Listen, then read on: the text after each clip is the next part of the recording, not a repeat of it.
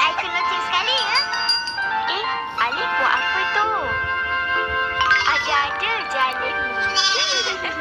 Alien datang menaluki bumi demi koko yang dicari-cari.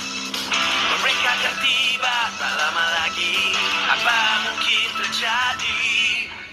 Jadi kita perlukan penyelamat bumi.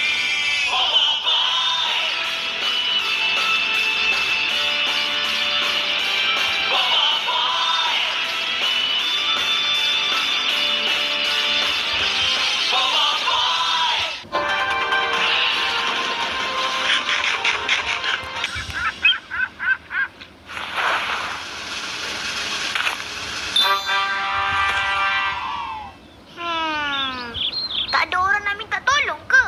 Super Alif dah sedia nak tolong ni. Tolong!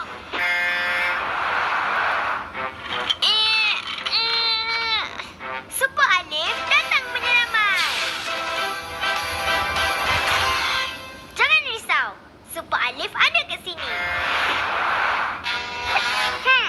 Jaga-jaga Super Alif. Ya. Tak apa. Cepat selamatkan diri. Berangailah tu. Alif, kemaslah sikit. Bersepahnya. La la la la la la la.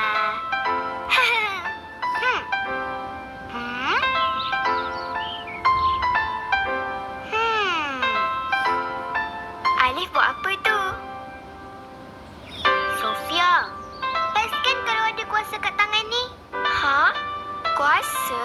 Kuasa macam mana tu? Alah, kuasa macam angin ke, api ke? Ha, Alif tahu. Alif nak minta Papa beli kuasa kat kedai lah. Mesti ada jual kan? Alif, mana ada orang jual kuasa? Tangan ni pun tak ada jual kat kedai tau. Alah. Alif, Sofia, tolong Mama angkat kain. Macam nak hujan je. Baik, Mama. Kiri, kanan, kiri. Kiri, kanan, kiri. Fuh. Terima kasih Alif Sofia. Hihi, sama-sama Sama-sama, Mama. Ha Alif, tangan tu dah ada kuasa dah. Ha? Kenapa ni? Alif ni nak tangan dia ada kuasa Mama. Alif, tangan ni Allah bagi banyak gunanya. Tapi kuasa keluar api ke, angin ke, memang tak adalah. Kat TV tu bukan betul pun Alif. Betul cakap Sofia tu. Kat TV tu lakonan je. Tapi, nak tahu tak kuasa sebenar tangan kita? Ha? Kuasa sebenar? Oh. Tapi, kalau Alif nak tahu, kat tangan kita ni, sentiasa ada satu kuasa. Ha? Kuasa apa, Mama? Kuasa kasih sayang. Rasakan kuasa pelukan Mama. Rasakan kuasa pelukan Alif juga. Sofia pun.